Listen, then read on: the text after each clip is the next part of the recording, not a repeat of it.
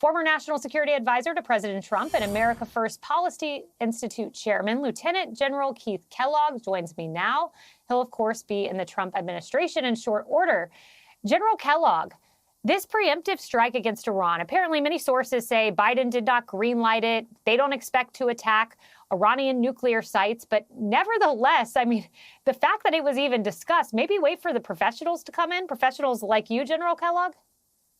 Yeah, well, Kayleigh, thanks for having me tonight. It's good to be with you. And before we go, look, I want to send my condolences to those we lost down in New Orleans, the dead and the wounded, and also the great first responders we saw films of the police running towards the gunfire immediately. It was a great example of American heroism at work.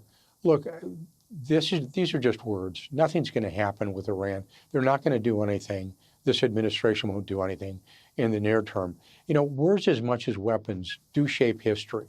And what we're seeing a president who talks a lot, but doesn't have the will to do anything about it. And it shapes history in a negative way.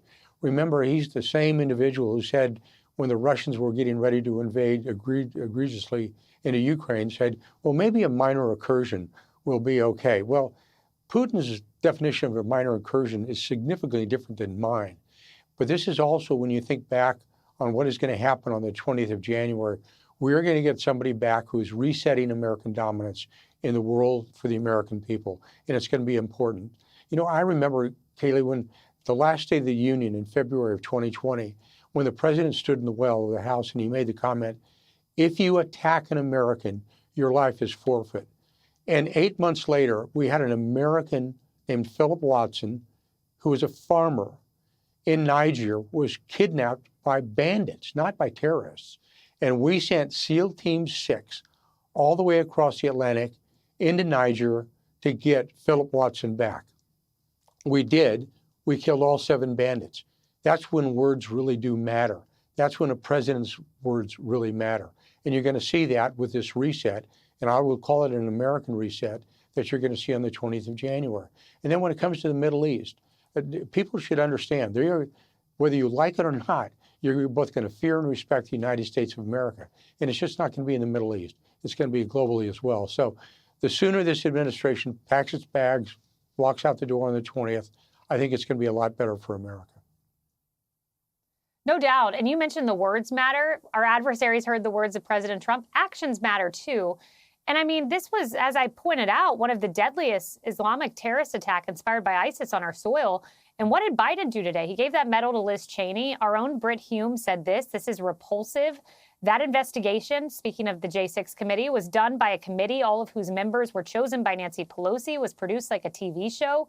There was no cross-examination of witnesses. The media fell for it, but it was utterly one-sided, a show trial. So why today? I mean, our adversaries are watching, General Kellogg. Does Biden do this instead of addressing the American people, put out a picture from the Situation Room, show that you're engaged? I think that's what President Trump would have done. Yeah, Kayleigh, but what you're seeing right now is basically our allies and our adversaries as well. They've kind of written this administration off. And you can see that with the respect that President Trump is getting from allies and adversaries as well.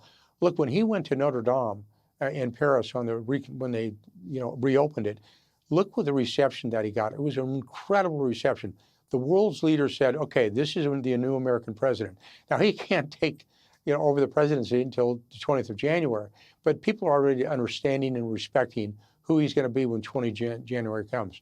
And I think that's good for America. It's good for not only the future of America, but what America stands for. Back in the day, in the Roman Empire, if you were civis Romanus, a citizen of Rome, you strode the world without fear. That's going to come back. And when you are civis Americanus, it's going to be the same way with President Trump, starting on 20 Jan.